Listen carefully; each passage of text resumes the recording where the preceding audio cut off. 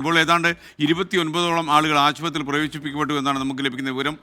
Kozhikode medical college, private hospital എന്നിവയിലായി 24 പേർ ഇപ്പോൾ ചികിത്സയിലുണ്ട്. നിസ്സാര പരിക്കുകളുമായി 5 പേർ കൊയിലാണ്ടി താലൂക്ക് ആശുപത്രിയിലും ചികിത്സയിലുണ്ട്. കെട്ടിടം തകർന്നു വീണെങ്കിലും ആർക്കും പരിക്ക് പറ്റിയിട്ടില്ല. തിക്കിലും തിരക്കിലും പെട്ടാണ് മരണമുണ്ടായത്. കോഴിക്കോട് മെഡിക്കൽ കോളേജ് ആശുപത്രിയിൽ നിന്നും രാഹുൽ സുരേഷ് നമുക്കൊപ്പം ചേരുകയാണ്. രാഹുൽ, അവിടെ എത്ര പേരെയാണ് ഇപ്പോൾ പ്രവേശിപ്പിച്ചിരിക്കുന്നത്? അതിൽ കുറച്ച് ആൾക്കാരുടെ നില ഗുരുതരമാണ് എന്ന് ആദ്യ റിപ്പോർട്ട് വന്നിരുന്നു. ഇപ്പോൾ എന്താണ് അവസ്ഥ?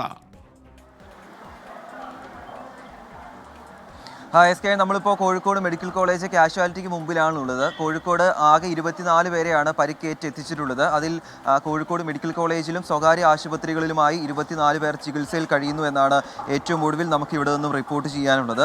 അതിലെടുത്തു പറയേണ്ട കാര്യം, നിലവിൽ പരിക്കേറ്റ് ചികിത്സയിലുള്ള ആരുടെ നില അതീവ ഗുരുതരമല്ല എന്നതാണ്. അതുമാത്രമല്ല, 5 പേർ കൊയിലാണ്ടി താലൂക്ക് ആശുപത്രിയിലും നിസ്സാര പരിക്കുകളോടെ കഴിയുന്നുണ്ട് എന്നാണ് നമ്മൾ മനസ്സിലാക്കുന്നത്. ഏറെയും ഈ പരിക്കേറ്റതിൽ ഏറെയും സ്ത്രീകൾക്കും അതോടൊപ്പം തന്നെ പ്രായമായ സ്ത്രീകളും പുരുഷന്മാരും അടങ്ങുന്ന ആളുകൾക്കാണ് ഏറ്റവും കൂടുതൽ പരിക്കേറ്റിട്ടുള്ളത്. 3 പേരുടെ മരണമാണ് ഈ ഘട്ടത്തിൽ സ്ഥിരീകരിച്ചിട്ടുള്ളത്. കുറുവങ്ങാട് വട്ടാങ്കണ്ടി ലീല 68 വയസ്സ്, താഴത്തേടത്ത് അമ്മുക്കുട്ടി അമ്മ 78 വയസ്സ്, വടക്കയിൽ രാജൻ 68 വയസ്സ് തുടങ്ങി 3 പേരുടെ മരണമാണ് ഈ ഘട്ടത്തിൽ സ്ഥിരീകരിച്ചിട്ടുള്ളത്. ഇവരുടെ 3 പേരുടെയും മൃതദേഹം കോഴിക്കോട് മെഡിക്കൽ കോളേജിലേക്ക് എത്തിച്ചിട്ടുണ്ട്. നാളെയായിരിക്കും പോസ്റ്റ്മോർട്ടം നടപടികൾ ഉൾപ്പെടെ നടക്കാൻ പോകുന്നത്. നാളെ ഇൻക്വസ്റ്റും പോസ്റ്റ്മോർട്ടം നടപടികൾ പൂർത്തിയാക്കിയ ശേഷം മൃതദേഹം ബന്ധുക്കൾക്ക് വിട്ടുകൊടുക്കും. എന്താണെങ്കിലും ആശ്വാസകരമായി ഉള്ള കാര്യം, ഈ പരിക്കേറ്റ 29 പേരുടെയും നില അതീവ ഗുരുതരമല്ല, നിസാര പരിക്കുകളാണ് ഉള്ളത് എന്നതാണ്. അല്പസമയം മുമ്പ് കാനത്തിൽ ജമീല MLA ഇവിടെ ഈ പരിക്കേറ്റ ആളുകളെ സന്ദർശിക്കുകയും അതിനുശേഷം മാധ്യമങ്ങളോട് സംസാരിക്കുകയും ചെയ്തിരുന്നു. അവർ പറഞ്ഞ അനുസരിച്ച് ഈ അമ്പലത്തിന് സമീപമുള്ള കെട്ടിടം തകർന്നു വീണ ആർക്കും പരിക്കേൽക്കുകയോ മരിക്കുകയോ ചെയ്തിട്ടില്ല.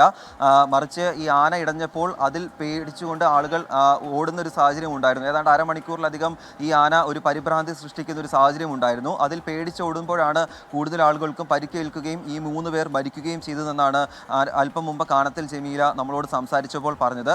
മറ്റൊരു പ്രധാനപ്പെട്ട കാര്യം, എങ്ങനെയാണ് ഈ അപകടം ഉണ്ടായത് എന്നതിലാണ്. അതിലിപ്പോൾ ഇതിനോടകം തന്നെ വനം മന്ത്രി അന്വേഷണത്തിന് ഉത്തരവിട്ടിട്ടുണ്ട്. അതുമാത്രമല്ല, കോഴിക്കോട് ADMന്റെ നേതൃത്വത്തിൽ അന്വേഷണം ആരംഭിച്ചിട്ടുണ്ട് എന്നാണ് നമ്മൾ മനസ്സിലാക്കുന്നത്. ജനപ്രതിനിധികൾ, ആ സംഭവ സ്ഥലത്തുണ്ടായിരുന്ന ജനപ്രതിനിധികളും അതോടൊപ്പം തന്നെ പരിക്കേറ്റ ആളുകളുമായി ബന്ധപ്പെടുമ്പോൾ നമുക്ക് ലഭ്യമാവുന്ന വിവരം അനുസരിച്ച് ഈ ക്ഷേത്രത്തിലേക്ക് 2 ഇടങ്ങളിൽ നിന്നും എഴുന്നള്ളത്ത് വരുന്നു. അതിന് മുന്നോടിയായി ഖദന പൊട്ടിക്കുകയാണ്. ഏറെ സമയം ഈ ഖദന പൊട്ടിക്കുന്നത് നീണ്ടു നിന്നു. ആദ്യഘട്ടത്തിൽ തന്നെ ജനങ്ങളും പരിഭ്രാന്തരായിരുന്നു. ജനങ്ങളുടെ മേലേക്ക് മുകളിൽ നിന്നും ഓട് ഉൾപ്പെടെ ഇളകി വീഴുന്ന സാഹചര്യം ഉണ്ടായിരുന്നു. പക്ഷേ അവിടെ സ്ഥലപരിമിതി ഉള്ളതിനാൽ കൂടുതൽ ഇടങ്ങളിലേക്ക് മാറാൻ സാധിച്ചില്ല. അതിനിടയിലാണ് 2 ആനകൾ ഇടയുന്ന സാഹചര്യം ഉണ്ടായത്. ആദ്യം 2 ആനകളുടെ പേര് വിവരങ്ങൾ കൂടി നമുക്ക് ലഭിച്ചിട്ടുണ്ട്. ധനഞ്ജയൻ എന്നും ഗോകുൽ എന്നും പേരുള്ള 2 ആനകളാണ് ഇടഞ്ഞിട്ടുള്ളത്. അതിൽ ബാലുശ്ശേരി ധനഞ്ജയൻ, ഗുരുവായൂർ ദേവസ്വത്തിന് കീഴിലുള്ള ഗോകുൽ, 2 ആനകളാണ് ഇടഞ്ഞിട്ടുള്ളത്. ആദ്യം ധനഞ്ജയൻ എന്ന ആന ഗോകുൽ എന്ന ആനയെ കുത്തുകയായിരുന്നു. അതിൻ്റെ ദൃശ്യങ്ങൾ ഉൾപ്പെടെ പുറത്തു വന്നിട്ടുണ്ട്. അതിനുശേഷമാണ് ക്ഷേത്ര പരിസരത്ത് നിന്നും പുറത്തേക്ക് ഈ ആനകൾ ഇടഞ്ഞ് പോകുന്ന ഒരു സാഹചര്യം ഉണ്ടായത്. അപ്പോഴാണ് ഈ 29ഓളം ആളുകൾക്ക് പരിക്കേൽക്കുകയും 3 പേർ മരിക്കുന്ന ഒരു സാഹചര്യത്തിലേക്കും എത്തിയിട്ടുള്ളത്. എന്താണെങ്കിലും പരിക്കേറ്റവരുടെ നില അതീവ ഗുരുതരമല്ല. ഇനി എന്താണ് അപകടത്തിന് കാരണമായത് എന്നതിലാണ് അന്വേഷണം നിലവിൽ പുരോഗമിക്കുന്നത്. ഓക്കെ, മണക്കുളങ്ങര ക്ഷേത്രത്തിൽ 2 ആനകൾ ഇടഞ്ഞാണ് 3 പേർക്ക് മരണം സംഭവിച്ചത്.